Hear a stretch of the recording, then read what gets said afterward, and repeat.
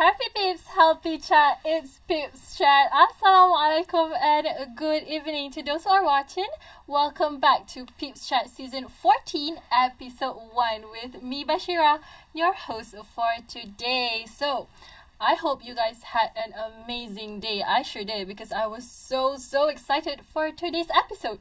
In today's episode, we will be talking about creativity and administration, where we will see two different worlds that is quite contradictory to one another. And for this episode, we have brought to you the perfect guest, which is YB Altimet Al-Haddad, or I believe all of you know him as YB Altimet. So, Assalamualaikum YB. Waalaikumsalam. Okay, so how are you feeling, YB, right now? Feeling good, alhamdulillah. Alhamdulillah, you're feeling good. So, you are currently a politician, correct? Am I correct?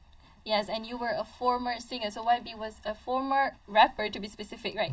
Okay, so in this session, this is the first session for today's episode. So we will have a little ice-breaking session so that the audience will get to know our guest a little bit better.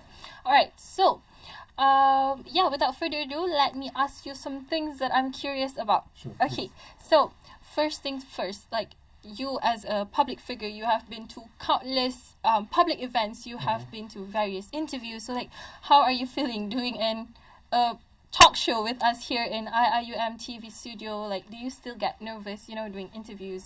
So. You always get nervous, but you learn to manage your feelings. I think if you are not nervous at all, you don't care. It's right? true. So it's important to find the middle ground whereby you care enough, but you're not nervous to the point where you cannot function. I see. So it's the fine line in between. Yeah. So, like, it's normal. In the end of the day, we are all humans, right? Yeah. We have humans feelings, so it's okay to feel nervous, but just okay to how to manage it. Yeah, okay. So, like, as a person that is working in the politics, and I heard that you are also currently still doing some creative jobs as well, right? So, I think you are quite a busy person. So, like, do you have any free time for yourself? Do you do any, hobbies during your free time? Yeah. It's important to schedule free time for yourself. Yeah. Because it contributes to your performance in your professional and public life, personal life. Right? So I think it's very important. I have a system whereby I budget my time. I treat it like it's a resource, like money, focus, willpower, and time to be budgeted and budgeted well. Right? So I do schedule time for myself. So, like, you make time for yourself because obviously we need time for ourselves. Yeah, you have to. You should, even if, like, you are as busy as what, but you need time for yourself. So, yeah, actually a great advice to those out there who are watching. So, you have been a public figure for a long time, right? So, like, have you ever thought, if you were not famous, if you were not a rapper, if you were not a politician, like, do you have any thoughts, like, what would you be right now if you were not any of what you are? I'd probably still be an entrepreneur. Entrepreneur, I'm I not allowed see. to be that right now. But before this, I was. It's obscured by the fact that people see me on stage entertaining, so they don't see that part. But I think what's best suited for me is actually to be an entrepreneur, actually to have a kind of jobs where you have to be creative, you should be creative. Yes. And your work schedule is a bit more flexible than a regular person on normal job. Yeah. So, like, entrepreneur, is that like your things that you like, is it? Yeah, you like that thing. Okay. Correct. So as a musician, obviously, me, I'm not a musician, but I have, my all-time favorite albums. I love listening to music, but, do you have, like, any all-time favorite album? It doesn't have to be your own, but if it's your own, then it's good. Like, do you have any all-time favorite album that you listen to? And if you do tell us why is that certain album is the all-time favorite. I think my all-time favorite album would probably be something from Jay-Z's catalog. Jay-Z's, okay. A Tribe Called Quest, Midnight Marauders. Locally, I think anything by Sudirman. Any album by Sudirman. Yeah. He is a legend, isn't he? He's my creative North Star. Wow. So, do you find your inspirations from his work? Yes. Most of your a lot, I see. I mean, Sudirman, he is a legend in the music industry, doesn't he? So, yeah, I think having a favorite album is like, I don't know, but for me, it's like having your own escape, you know, like listening to songs that you like, doing things that you like.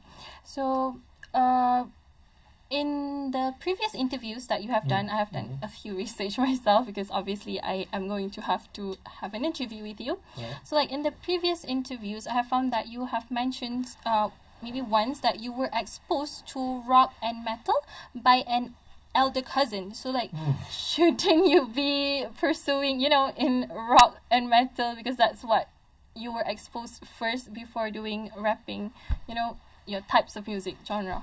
I think you are exposed to what you are meant to be exposed to, and then you make your decision as to what.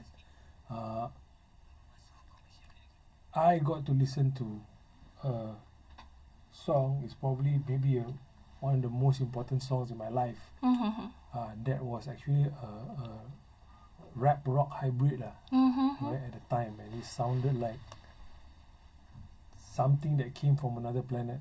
Oh, okay. How is that like something from another planet?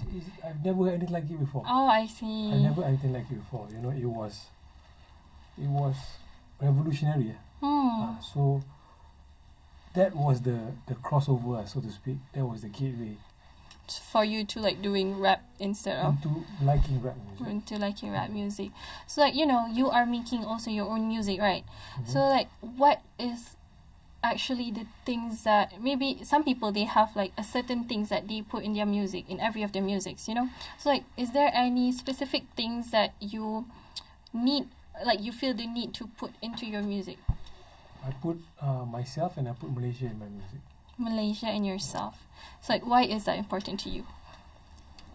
Because it's who I am. It's who you are. It's who I am, and it's very important to be in hip-hop music or any form of music where the vocalist writes music, singer-songwriters as well, folk musicians.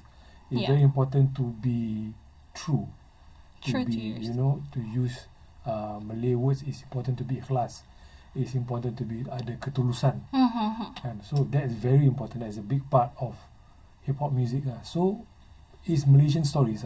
Because I'm in Malaysia, I'm surrounded by Malaysians. Yes. Right. The main reason why hip-hop music is a global phenomenon is because you speak on. Everybody is telling stories about their people. Yeah. Right. And it just so happens that the songs that become popular, there are commonalities in other communities. Yeah. Right. So that's what I do. That's what I learned from Sudirman.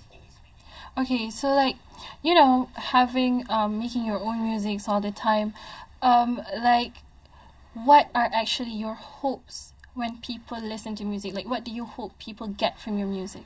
I hope they get an emotional response. It sounds a bit clinical, but music is supposed to, or art is supposed to evoke an emotional response. If you are an artist and you make something that people don't respond to at all, it's like zero. They don't like it, they don't love it, they don't dislike it, they don't hate it, then you have a problem. So it means that even if people hate it, that's like something from them. Yes, correct. So like you feel okay even if you get criticism for your arts and music. It's not worrying. It's worrying if people don't feel anything when they look at what you make or when they consume what you make.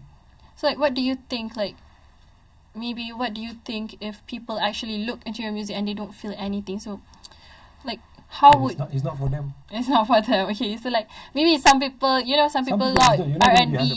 You're not going to be 100%. Yeah, okay. So I think that we have got to know a little bit more with our guests. So don't worry, to those out there, we will have a short break after this before going into our main topic for today. Go grab your drinks. I'll be having my own drinks here. But make sure to sit back right where you are. We will be back after this. Happy peeps, healthy chat. It's Pips Chat.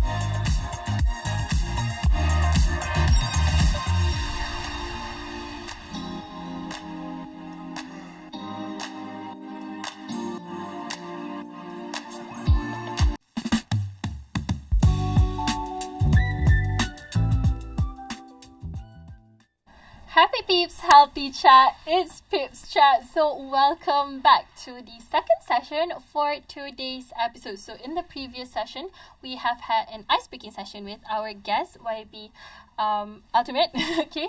And we have get to know him a little bit better. And now, finally, in this session, we are going to get into our main topic, which is creativity and administration. So, YB, I'm curious, right? Leaping from being an entertainer to become a politician, that is like, for me, I think it's a long leap. It's a very contrast world, in my opinion. So, like, what is actually the motivating factor behind your switch of careers? Is to contribute towards a better Malaysia. We always want, I want to be better. I want to have a better Malaysia for the people that come after me. So it's a challenge, and I know it's a big leap, but I mean, once upon a time there was a doctor that wanted to be a wakil rakyat, and everybody thought he was crazy. But just so happened that doctor he was prime minister twice. Wow. Yeah, so now he's not so crazy, yeah. For doctors. I mean, it's possible, isn't it? Yeah, for lawyers. And, our first batch of wakil rakyat is actually, ada nelayan, tok siap, civil servants, of course lawyers and magistrates. That's the norm. But is what being in a democracy is all about. So like as you mentioned, there are like a lot of people from different backgrounds of jobs are able to be politicians. So like basically anyone who have the will and who have the want and need to be a politician, then they can be. Yeah. Okay. So like, being a performer for almost 20 years, right? 20 years is a long time. I am 20 years old myself. So basically you have become a performer my whole life. So, during those long period of 2 decades of being a performer, is there like, besides, making music, is there any other creative things that you maybe did during those times? I write songs for people. I've written theme songs. I've written a musical. Okay. At one point, I was the voice of Waze. Oh, okay. One of the voices, not the voice, but one of the voices. And I think that's about it. I mean, creative. So it's more like circling around, still music. It's still, it's still music. In the creative industry. Yeah. Okay, so like, after a long time spending your time in the creative industries, right? And currently your job as a politician, have you found any maybe similarities or distinct differences in your previous career and your current career? Like, is there anything that you would think, this is actually just the same as what I did previously, or is it like a totally different world? There are similarities and there's differences. Okay, do tell us both. Right, for similarities, you are facing the public. Okay. First of all. Second of all, you run the risk always of the public objectifying you.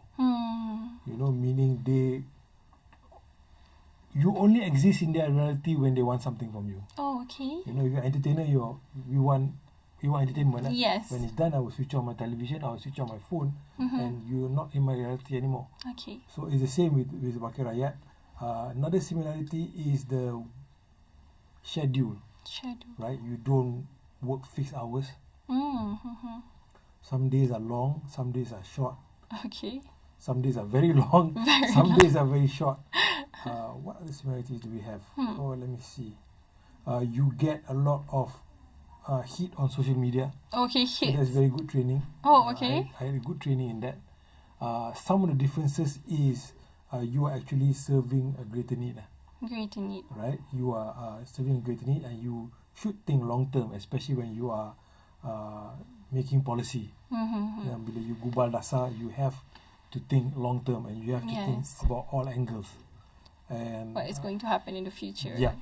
And one big shift for me, different that I had to change the way I think was, before this I was an entrepreneur, we tried to increase revenue and save as much as we can. Okay. Right? So that will make profit lah. Yeah. You know, revenue minus your expenses is profit. That's like right? benefits you to get, you. Yeah, you get rewarded. Obviously, you know, everybody starting business out there. If the bigger your profit, the more the shareholders are happy with you. Yeah. Even if the shareholder is yourself. Yes. Right? Now, how we operate, kita punya pusat khidmat, we are given a fixed budget every year. So your revenue is fixed. Okay. And partly your performance is partly partly tracked by how much you spend. And you need to spend as much as possible. You need to spend it all. You know, because sometimes if you don't, if at the end of the day you have a balance, it's not profit, it's actually indication of you not doing your job. Your job well. So that was a big shift that I had to get used to. There's a big difference. Big difference there. Yeah. So like basically as a politician you have to like, you know, do things for others, like giving your all to others, isn't it? Yeah. So, you know, as a person with a creative industry background, like, you know, me, I am a communication student myself, so I know people have this, you know, typical stereotype where obviously we are working in the entertainment industry, we entertain others, so people looked at us like they have a hard time looking at us as credible or like, you know, trusted. How do you do you think, is it harder for you to convince your supporters or even your colleagues or people in the parliaments, for example, to prove that you are credible yourself and that you are a trusted person with a person from an entertainment background instead of person with a corporate background? Yeah, it's always a challenge, and it's a welcome challenge. Right? When you consume something creative, you want to get positive emotions out of it. Yes. Right? You want to be entertained. You want to feel good. Right? And for you, it's entertainment. In a way, it's entertainment. It's consuming something in your free time, most of the time. Almost all the time is in your free time. That doesn't mean that the people behind it are not working. You know, they don't see it as work. Right? And sometimes they look, even with the great creatives, they make it look so easy. Okay. You know, the great painters, the great novelists, you know, you have people coming out with one novel a year. You have the great comedians. Yes, we have right? a lot of great comedians out there. It's very easy for him to stand there and make people laugh. Yes. But, you know, when you think about it, there's a lot of work, there's a lot of prep that goes into it. And it's actually not that easy. You try going up there and doing it yourself. Obviously. Right? So there is that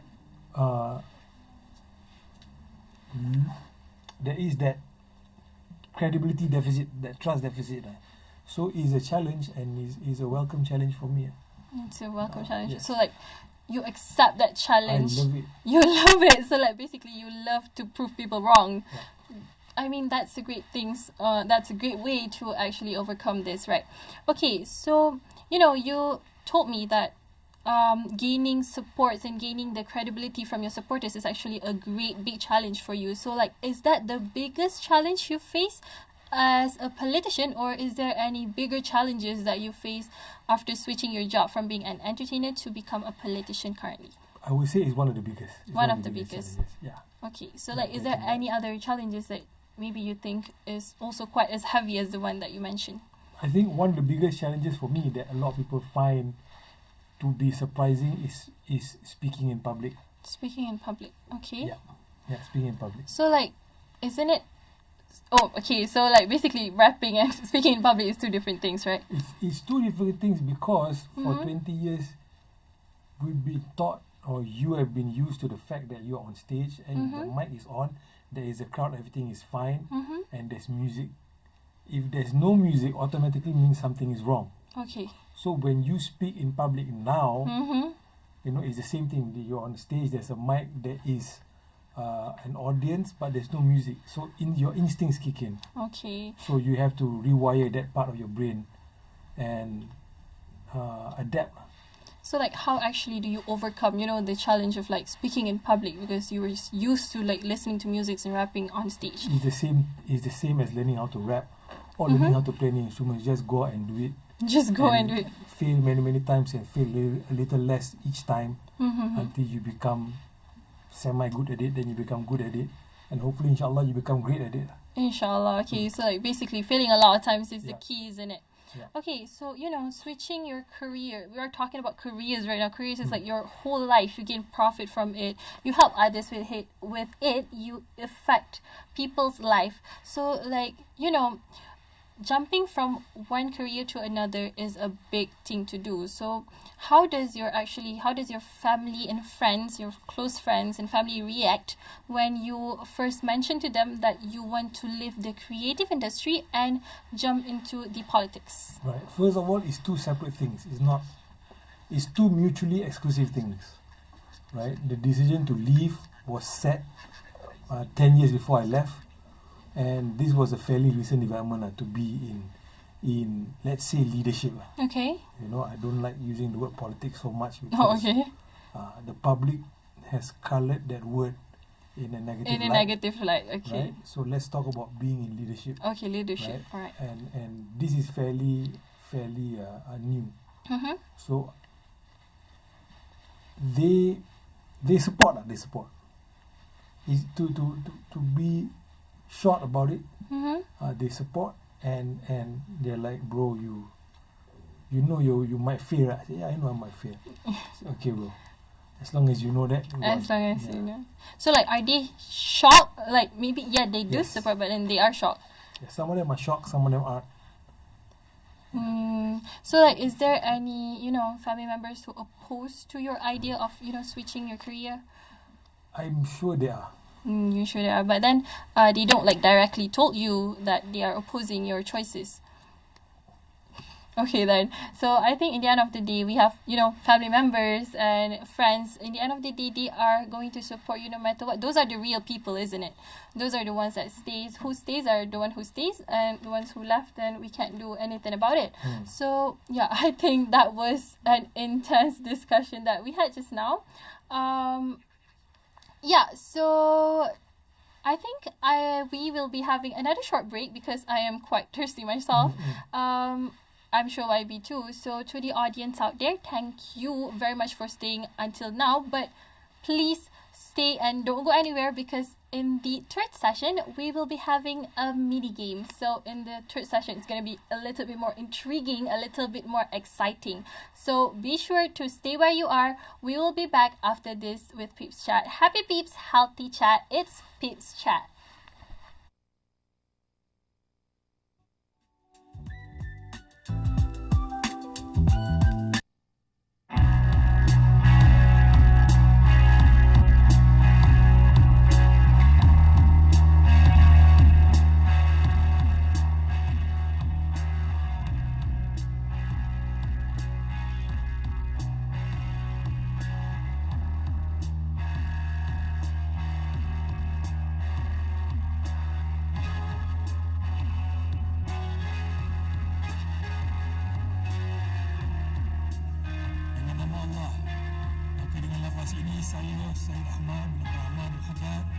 Setelah dipilih menjadi seorang ahli Dewan Negeri bagi negeri Selangor, dengan sesungguhnya bersumpah atau berikrar bahawa saya akan menunaikan kewajipan saya sebagai ahli Dewan Negeri dengan jujur dengan segala daya upaya saya, bahawa saya akan menumpahkan taat setia yang sebenar kepada negeri Selangor dan bahawa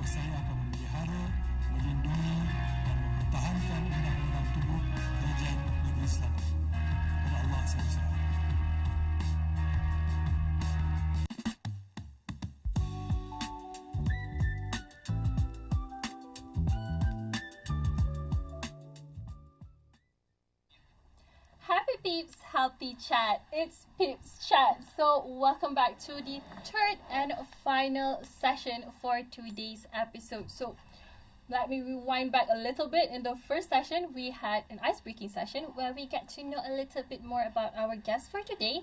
And in the second session, we finally discussed our topic. I think we have discussed it quite thoroughly. We have been discussing it through and through, where we talked about the world of creativity as well as the world of administration, or like our guest would just like to call it leadership.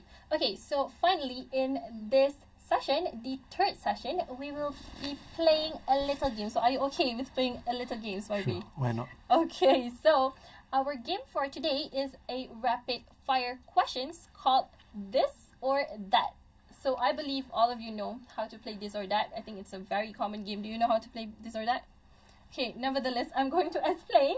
So I have a few sets of questions here with me, and each questions have two options. So you have to pick whichever one that you prefer, and if you want to elaborate your answers, then that will be great.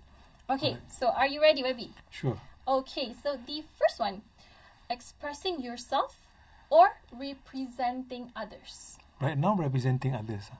Obviously, you are a politician yourself, right? Yeah. So you have to be representing others. I've had more than my fair share of expressing myself. Okay. Yeah. Okay, so next one, creative chaos or structured planning? Creative chaos.